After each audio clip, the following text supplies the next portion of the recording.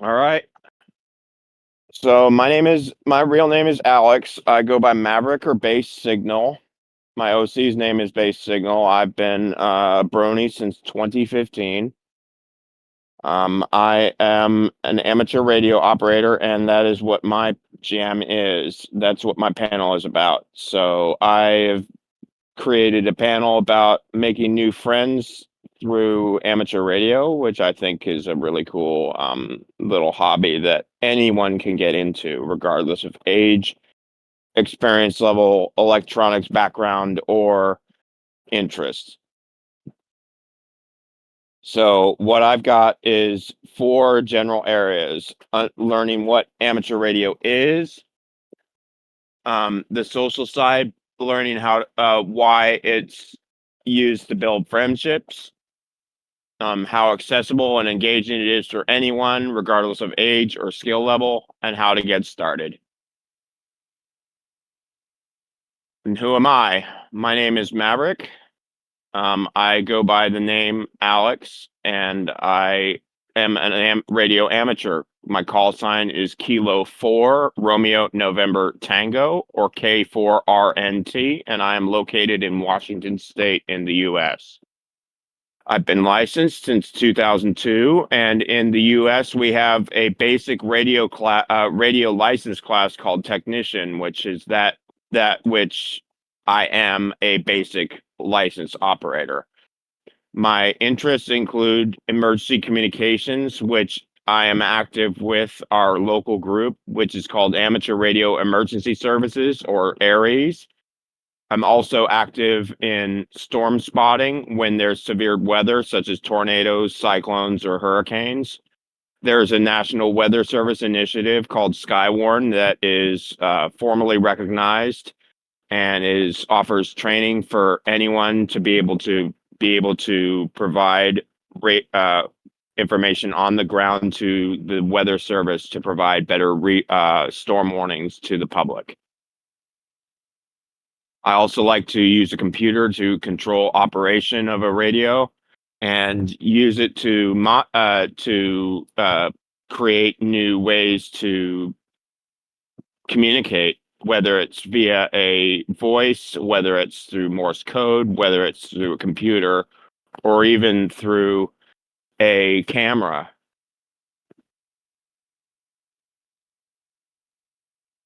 Amateur radio in simple terms. Now, in the next slide, I've got a couple graphics here. Ham radio is really a special, not just a hobby, but it's a federally and internationally recognized radio service. It's federally regulated by almost every country in the world by their local Ministry of Communications. In the US, it's regulated by the FCC. In the UK, it's regulated by Ofcom. In Canada, it's regulated by it was formerly regulated by Industry Canada. And in Australia, it's regulated by the RCMA. And I've got more information on those agencies if you decide you'd like to find out more about them. Big things about ham radio is that we are non-commercially based operators. We do not get formally paid. We do not get paid at all for any of our communications assistance. We operate strictly as hobbyists, as amateurs. That doesn't mean that we're not professionals. We just can't get paid for our work. We also encourage experimentation, learning, and building your own equipment. Operators can build their own gear because they are licensed. They have special privileges to create their own gear and transmit, where others would have to get special permission from their country. And during disasters, when regular systems such as cell phone towers and TV systems fail, ham radio can often be the only method to get messages out. And here is a video that I found during where ham radio operators provided assistance during Hurricane Helene, which hit North Carolina 2 years ago. And with hundreds of people still missing in western North Carolina and little communication from those hard-hit areas, people here in the Triangle are desperate to find missing loved ones. Yeah, but for someone, help is actually, help is actually coming from an unexpected source. CBS 17's Maggie Newland is live for us tonight to explain that. Rod and Angela, we all know that storms can damage cell phone towers like that, knocking out a lot of communications. But even when that happens, a ham radio as small as this can help relay messages when people are looking for loved ones. But we've seen the devastation in western North Carolina, and with that kind of damage, a lot of families are still waiting for word.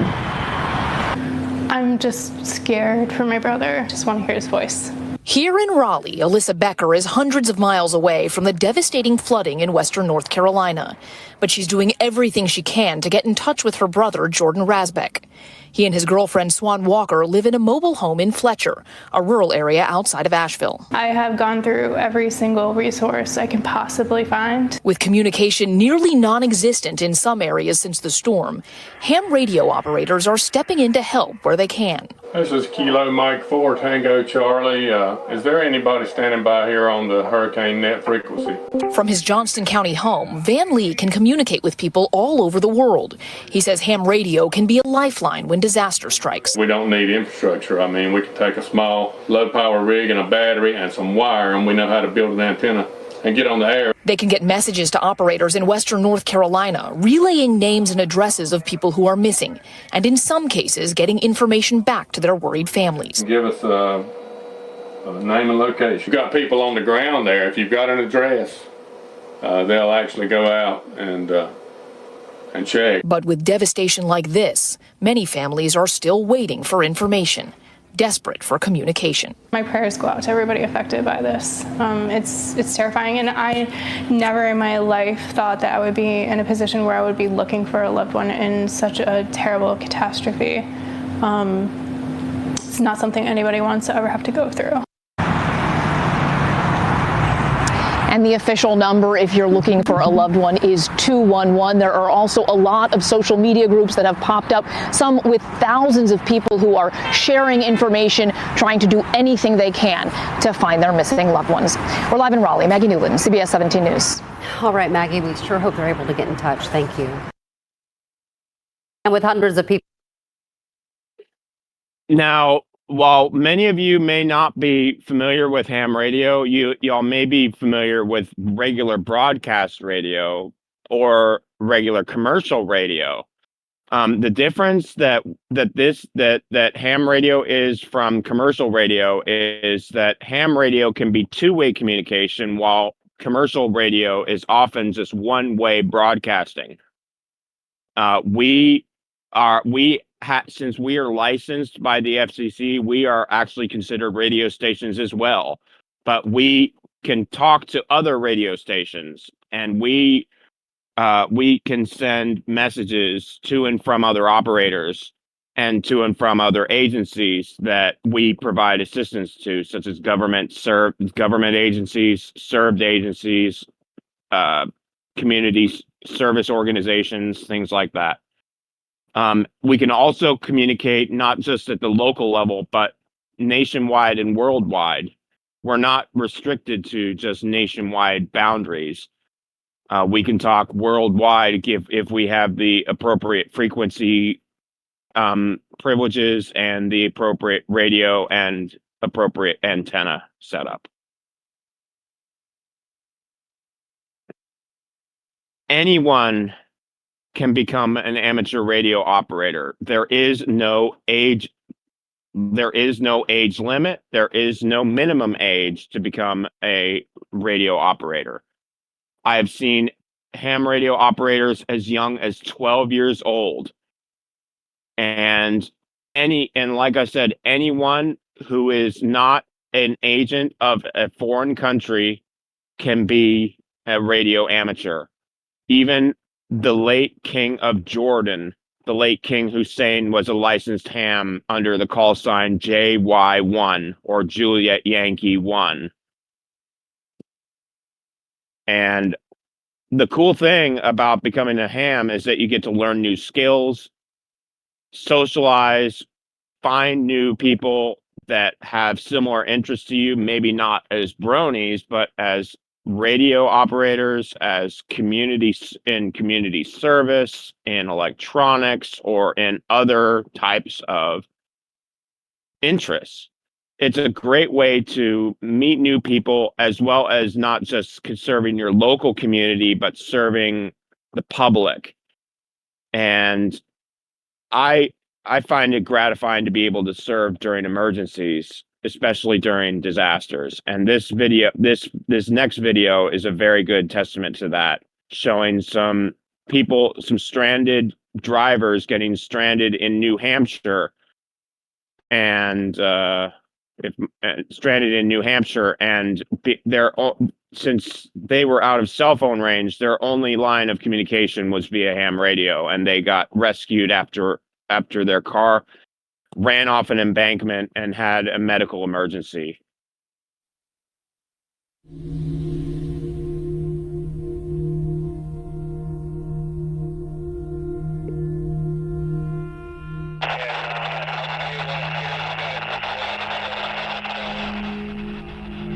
You're listening to the actual sounds of a desperate call for help.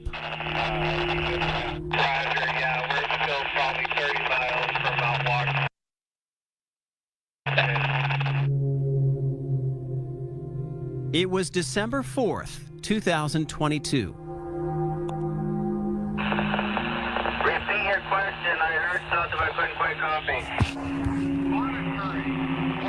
Ham radio operator Derek Flint had his radio on. It's like it was yesterday. It was one of those amazing things. When he heard something unusual in the static. This is KC1 QXL. I'm here. There's still no audio. What he didn't know, there were two men stranded in northern New Hampshire, and those radios were about to save their lives.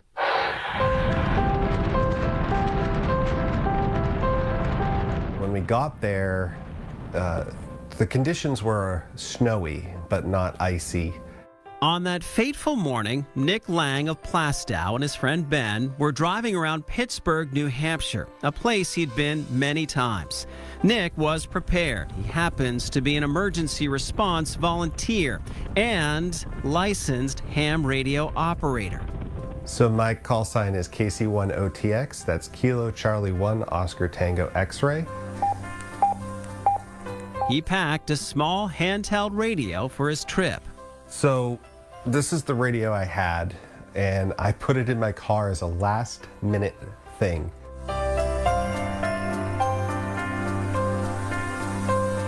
He'd need it when the conditions on a remote road turned very icy. As soon as the traction control kicked on, that's when I decided it was time to turn around. And when I turned around is when everything kind of went wrong. The car started sliding. We ended up spinning 3 complete times, the full 360. Hanging over an embankment, Nick couldn't open his door, so Ben got out to secure the car with rope so it wouldn't slide more. He was cranking it, and the hook snapped and launched across the road and smashed his kneecap. Ben was injured. The car was stuck, and there was no cell service to call for help. So Nick climbed to higher ground to see if anyone could hear him on his ham radio. I was saying my call sign. I was saying SOS. I was saying 911. I was saying emergency. He was in luck. The Mount Washington repeater, kind of like a cell tower for ham radio, picked up his call so other operators could hear it, like Derek Flint, some 54 miles from Mount Washington in Vermont. Derek is visually impaired and fell in love with radio only months before. Now, he was thrown into a radio-driven rescue. I was over there for like a half an hour trying to get something, and What ended up happening was I ended up getting him to say like 911. Yeah, that was a harder copy that time, but I didn't copy that your vehicle went off the road into a ditch, I believe you said. At the time, I couldn't hear their complete call sign, but I heard somebody, and that gave me hope. By now, another radio op, Roger Marcoux in Bartlett, was listening in. W1XCJ from K1 DFA. He too was trying to hear where the stranded men were through the static. This is McGalloway Road, and we did get, syllable by syllable, we got that they're on McGalloway Road. Finally, a location. 911 was called, but a rescue was still hours away. I assume there's 2 people in there now, potentially. I know one of the firefighters is going to try the ham radio side, but I'm not sure if he's out there or not. Back in Vermont, Derek could barely hear updates from the men stuck in Pittsburgh. So at this point, we'll just do this since your signal's horrible. A code system with no words. I have to do 1 ka-chunk for yes and nothing for no. Ka-chunk meaning press the talk button. And it worked. We thought we heard him say icy, and then we said, did you say icy? And then they said yes, and they said, so we're assuming icy road, did you go off the road? And then they clicked yes, they went off the road. While Roger and Derek waited anxiously for about 3 hours, they finally heard rescue crews arrived. Ben and Nick were safe. The guys breathed a sigh of relief. But thank you very much for all the help today, Roger. It was an amazing thing we did. And hopefully we don't have to do it anytime soon. The guy goes, thank you. Thank you very much for saving my life today. So that said it all right there. I mean, it was pretty serious on their end for sure. So. Thank you. Thank you very much for saving my life today. I'm glad you guys made it out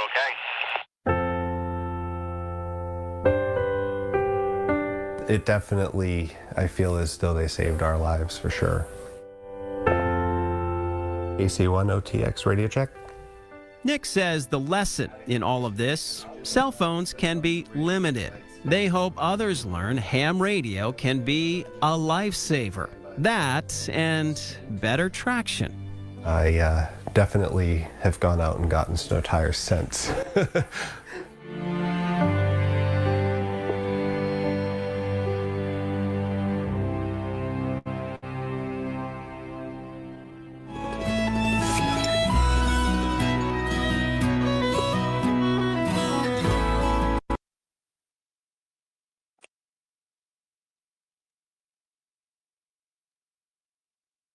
So, around the world, there are several million ham radio operators across the world. There are over 750,000 active hams in just the U.S. alone.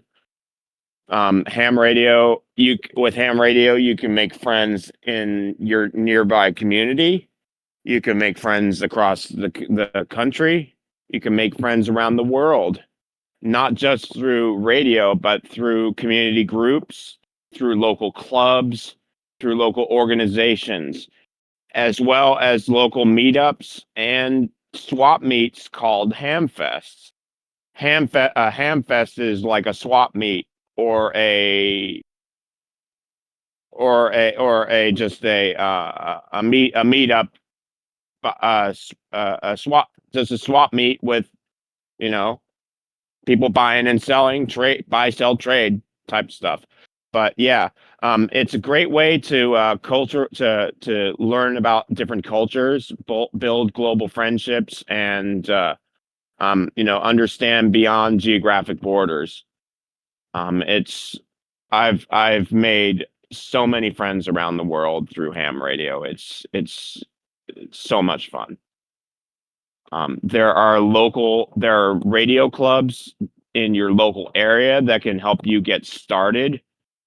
If you decide you'd like to learn more about ham radio, you can get help to get one-on-one tutoring or help you study to get your ham radio license. You can also do special contests or what we call field days, where you basically try to make as many contacts with as many individual stations as you can during a certain time period under certain types of conditions, like a certain frequency band or a certain antenna type or a power restriction of some kind, perhaps. So these can put unique challenges, which can also help you adapt to restrictions that might come into operation during a real emergency.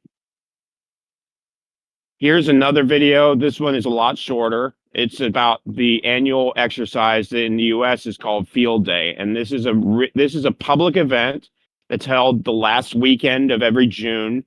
And I would, if you have one near you and would like to learn more, I strongly suggest that you check out your local ham radio club's field day.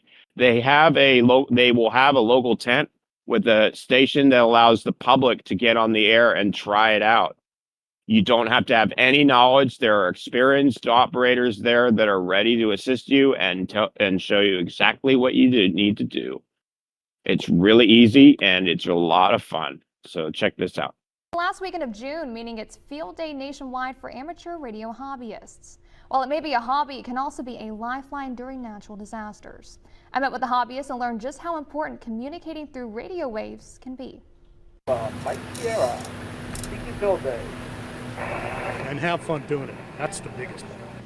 Because it's a real trip to sit down in front of the radio and just kind of spin the dial and hear somebody talk and try to reach out to them. And if you make it, great. If you don't, try again. Ben McMath is the president of the Mississippi Coast Amateur Radio Association. He's leading the group of amateur radio hobbyists out here in Gulfport off of O'Neill Road for nationwide Field Day. Amateur radio, also known as ham radio, has FCC licensed individuals communicating locally and overseas through radio frequencies. McMath says the opportunities on who you can speak with are limitless. We can talk anywhere in the world from right here. Different bands, different radios, different people. And we've got 4 stations set up and we can talk to four separate entities at the same time. As we near the 20th anniversary of Hurricane Katrina, many members of the MCARA remember how crucial ham radio was as water rose across the coast. McMath says during natural disasters like strong hurricanes, radio is sometimes the only option for help. During Katrina, I know that there was a lot of activity going on during a storm, and this was the only way. You know, phones are out, cell phones are out, coffee cans are out. You know, it's the HF, the guys standalone HF communications guys. We're the only ones that could talk. While amateur radio can help the community locally, it also reaches overseas. McMath has been in communication with a total of 115 countries, one of those being Ukraine during Russian attacks. He says that there's a nationwide database including names and locations of radio hobbyists. But he had to be careful to not reveal any names during those calls, as you never know who is listening. Now, give that to the bad guys and they say, okay, we can launch a missile in on this guy. Okay, so we had to kind of keep that a little bit close hold, if you will. But it was a general conversation. It's like, you know, how you doing today? What's going on over there? You guys doing okay? Do you need anything? McMath says it's the challenge of reaching a line and communicating through it that keeps him and a lot of the MCARA members logging on each day. Now, there are special events that happen all the time in ham radio. You could have a special, as an example, we could have a special event as part of a convention. If we had an amateur radio meetup or something, we could have a special station set up, and let people, you know, make contacts. There are not only unique experiences through special commemorations and contests, but there are also teamwork. There's also team building opportunities to work with local people to build have strong, build stronger teams, to be able to respond better in an emergency. Work on your communication skills. Everybody here, regardless of their skill as a communicator, can put it to work and possibly improve a little bit in any way, as could be. You get my drift. But yeah. Next slide. Last weekend of Now, the cool part. There is no technical background required to start. You do not need to know Morse code to get started as a ham. That was the thing. That was the biggest thing that kept me away until I got licensed in 2002. They dropped that requirement in 2000, and they later dropped it for all license classes in 2000. I want to say 2008 or 2010. But yeah, you no longer need to know Morse code. If you're scared about learning Morse code, and if that's one of the reasons you don't want to become a ham, don't be afraid. There's also just a little bit of electronics knowledge, but it's very basic. You just need to know very basic multiplication and division. You need to know Ohm's law, which is a very basic electronics equation. And you need to know a little bit of the law. You need to know what kind of frequencies you're allowed to broadcast on. And you need to know the regulations, as well as operating procedures. And the basic license exam is a 35-question multiple choice test. You only have to get 26 out of 35 correct for the basic technician class exam in the US.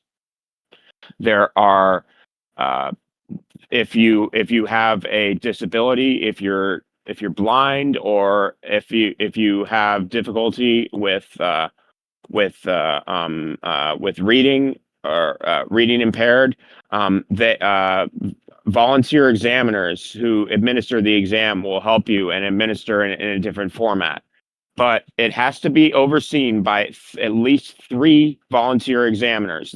All the exams are done by volunteers. And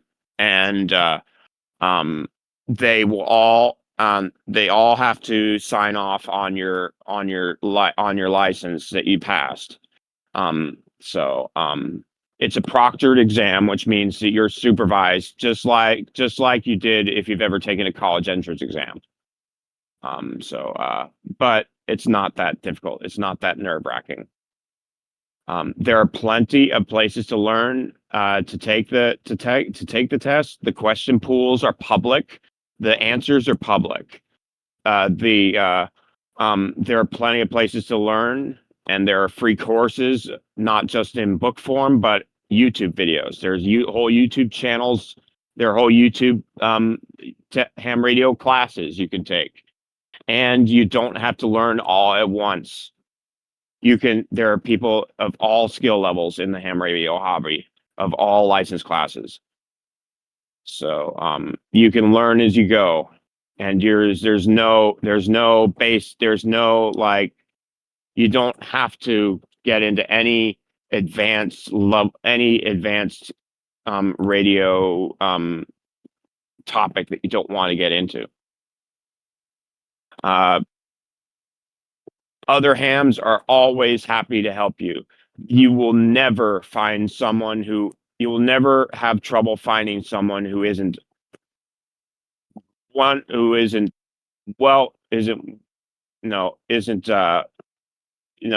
head over heels to help you.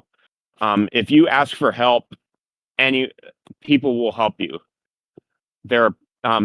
We call them Elmers. They are the people that will help younger hams get experience. We'll help them answer questions. We'll help them build antennas. We'll help them pick their rigs. We'll help them set it up.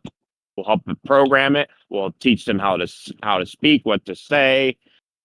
You know, it's I could be an Elmer, your friend could be an Elmer, one of your club mates could be an Elmer. And that's one of the great things about this hobby is that there's no shortage of people to help you. So, and the other cool thing is that it's not just the radio that we do talking on. We also do things like build antennas, design circuits. We do things like we do emergency preparedness drills. We do community service. Um, we do communications for all different kinds of activities, not just disasters, but we do like public events. I've volunteered I've been a radio operator for our local fireworks displays for the 4th of July. We have a local STEM fair I've been a radio operator on, facing the public, helping with any questions and any emergencies that come up. We also, in addition to building antennas, you can experiment with computers, hooking them up to a radio and giving you access to additional technologies that you can use to not only talk with different people, but possibly talk further and even do crazy things like bounce your signal off the moon. That is a real thing. And one last thing that we do is emergency preparedness drills, emergency communication drills.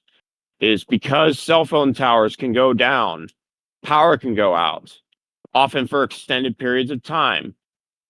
So ham radio can be an essential lifeline of almost any emergency preparedness plan. Maybe not for every person out there, but it's often a good idea to at least know somebody who is a ham. Here's how you get started if you're interested. You do have to pass a license exam. You do have to have a license. You are issued a unique call sign, which is public information. It is not something that is kept private. However, you don't have to give out any public information. That is your name and contact information are publicly available information, to the point where it's a licensed database search to find out your name and address. But usually it's used to find out where you live, so people can like send you often you'll get a postcard from someone you talk to confirm your contact, and a lot of people like to collect those. Those are called QSL cards, and they are very popular to collect. And once we get to the end, I'll show you a few of them that I have. There are plenty of study resources. There are books, courses, license tests available to help you pass. When you get, and a lot of people now probably want to know how much does it cost and how far can you talk? Well, the equipment can cost anywhere. It can range. It's a range. It depends on what you want to do, how much you want to spend, and like I said, how far you want to go in this hobby. You can start with a handheld radio like one of these two on the right, as cheap as $25 to $40 or $50 American, to one that's on the left that could talk worldwide, that could start at $300 and go up from there.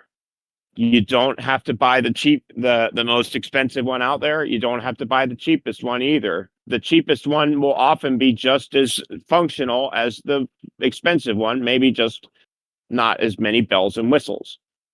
But personally, I have one of each of the radios on the right, the two handhelds on the right, and I have the one I posted a picture of on the left is just an example. At the end I'll cut to my shack where I'll show you my actual setup. You can get beginner radios Chinese radios or quality ones made by Japanese manufacturers, anywhere from $25 to $200 or higher. I know we're starting to run low on time. I'm almost done. But then there's also starter kits, which have everything you need and is often called a station in a box. And a lot of these are becoming really popular lately.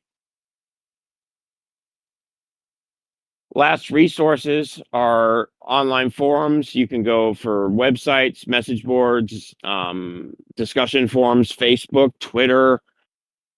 There are plenty of Discord servers out there. I can send you links to other Discord servers that I like to use. Get in touch with me if you'd like help finding a local club, if you'd like to find out more, and as well as finding educational material appropriate for your country and for your license class that you'd like to study for. I'd be happy to provide any of this information if you'd like more resources. Any questions? I know it's a lot of material, but go ahead. I know so go ahead. My ham radio call sign is K4RNT. Yep. Yeah, and that actually was one I picked. I was originally issued when you first get your license, you're initially issued one in a kind of like they call it systematically generating one because it's in order. It's semi-random, but it's in order. It's in order as the applications arrive at the FCC. So it's usually in the US they all start with either an A, a K, an N, or a W. They will have a number 0 through 9, and they will have 1 to 3 letters at the end. Mine was originally KG4TTJ, but I paid an extra fee and got K4RNT, RNT being the airport code, actually for a nearby airport that I lived by when I was growing up. Hey, I don't live near it. I don't live there anymore, so I don't mind saying it. So, but yeah, I've been licensed for now since 2002, so that makes 23 years. And I've talked with people all over the world. Under my own call sign, I've reached as far as Brazil. My first international contact was Brazil, the northern what is it? Whatever the abbreviation RR stands for in Brazil, northern Brazil. But it's loads of fun, and it's helped me communicate, and I've even found other MLP fans occasionally. I mean, you could create an MLP radio club if you really wanted to. Yeah, you could look to see if the call sign you want is available. It may not be, but you could find something that you want, and as long as you got 3 people to form a club, you can get a club call sign. And yeah, and here, and for anybody who I catered this specifically to US, Canada, and Australia, because I know Firebird is here, so I put links to the US, Canada, and Australia's national associations for ham radio, as well as the licensing authority for Australia, the Australian Communications and Media Authority.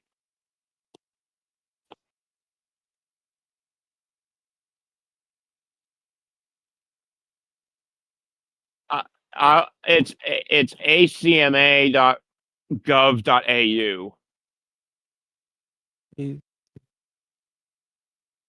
or I can post it, or I can post you a link.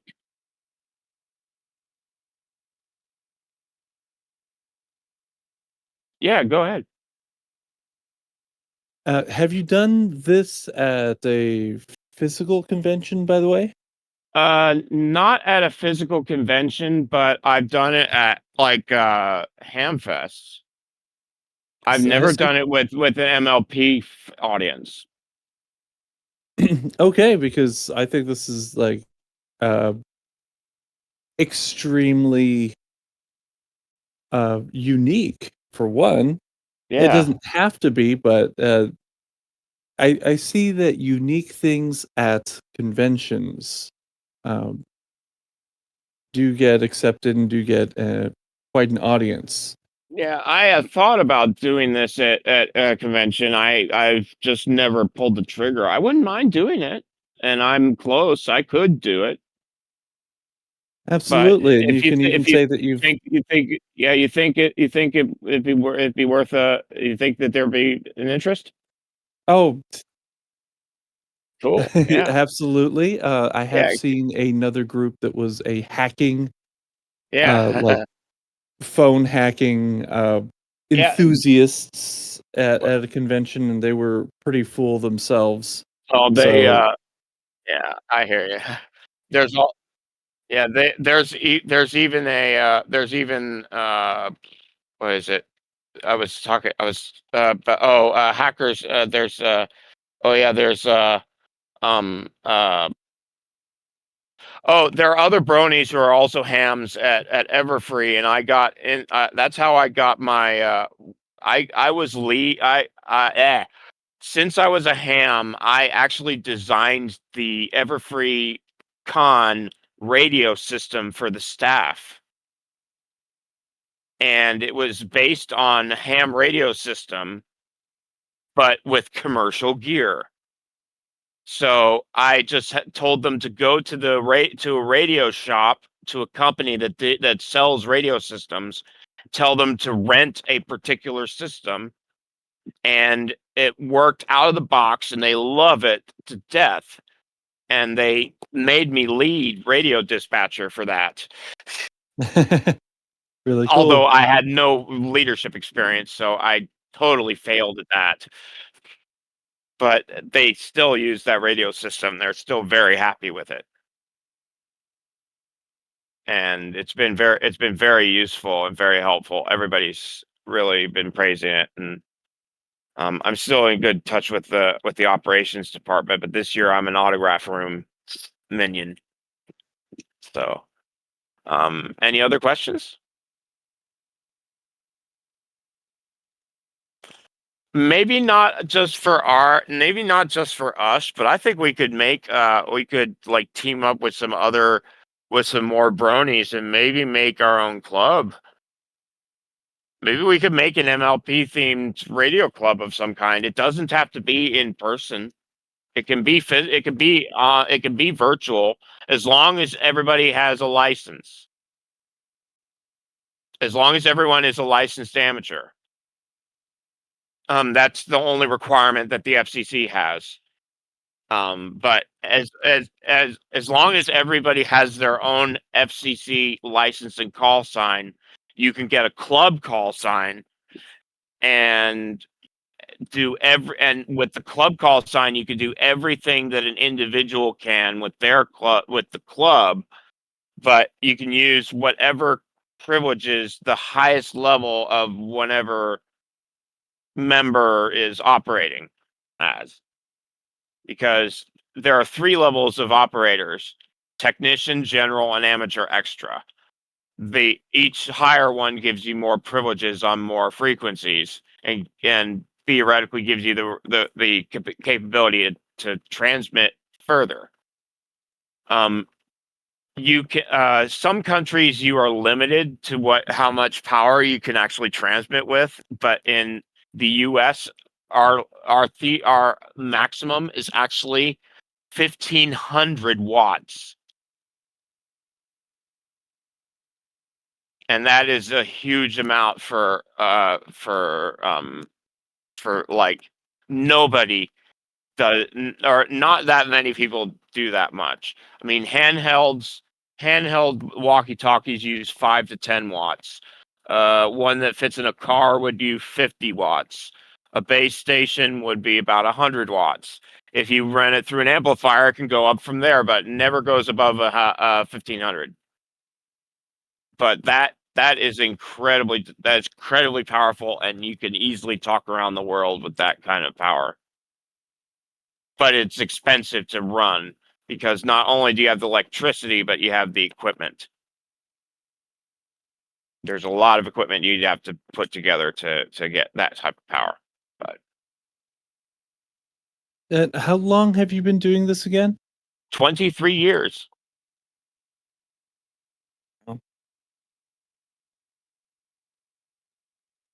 And September 11th was what really gave me the final motivation I needed to get my license. I was interested before then, but the Morse code requirement was keeping me away.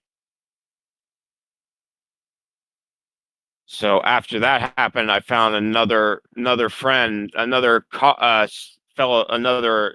classmate at university, and we both studied together, and we both took our tests at the exact same time, and we got our licenses together.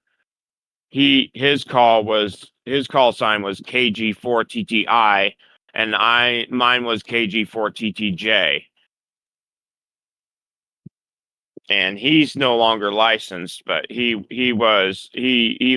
from Tennessee, and I got licensed when I lived in Tennessee.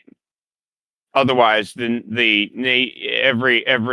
nation is set up into 10 geographic regions, each with a number denoting what part of the country you're in. And I was in District 4, which is the Southeast U.S. And now I live in District 7, which is the Northwest. So everybody else has a 7 in their call, but I've got a 4 in mine, which makes it easy to remember.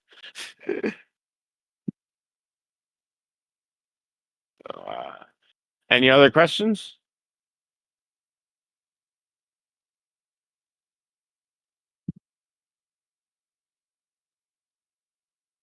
Well, thanks for having me. This was a lot of fun, and I think I packed a lot of information into it. I kind of stumbled over my words, but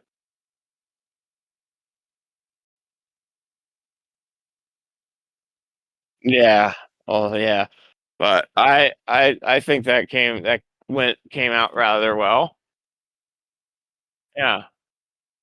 Thanks for Yeah, thank Yeah, you. absolutely. Thank you for having me. Yeah.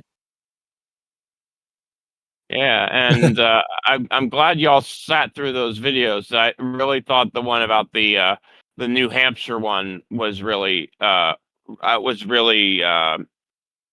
popped, really emphasized my point of a really good application of why I find it so fascinating, why I find it so important.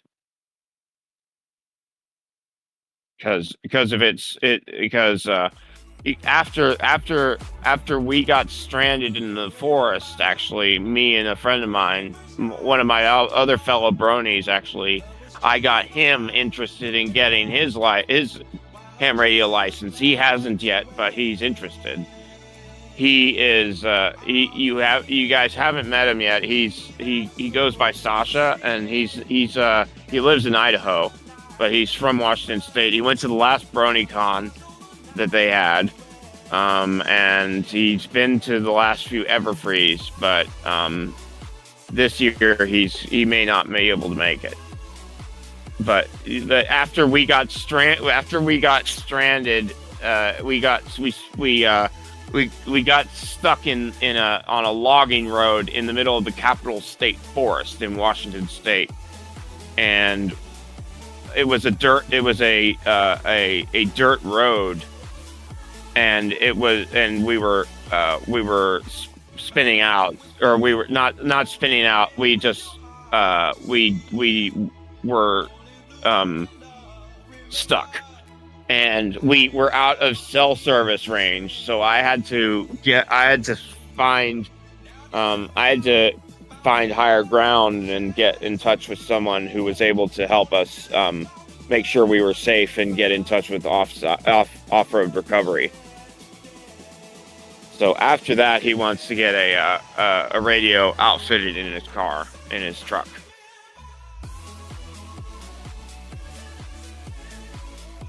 So, yep.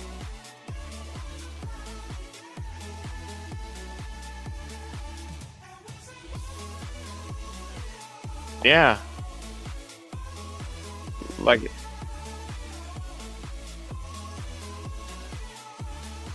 yeah.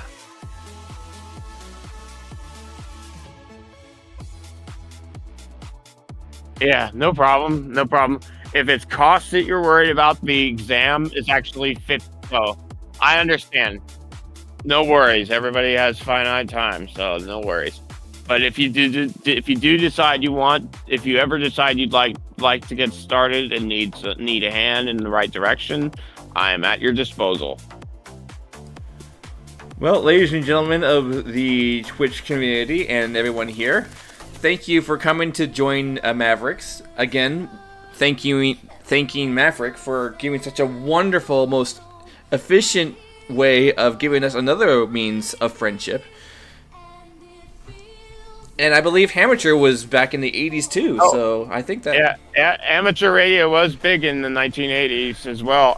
Actually, speaking of that, I will be back in a few minutes. I am going to actually switch over. I'm going to go outside to my shack, and I will show you live pictures of what my station looks like. Well, we're out of time for that, so... Okay. Then I will just post pictures. Yeah, just post pictures on the Discord. And for people who are watching on Twitch, join the Discord and for seeing those pictures. Until then, we're going to take an hour break. And, yeah, enjoy the music. Try to make friends. And special thanks to Maverick for giving us a great panel today. Take care, everyone.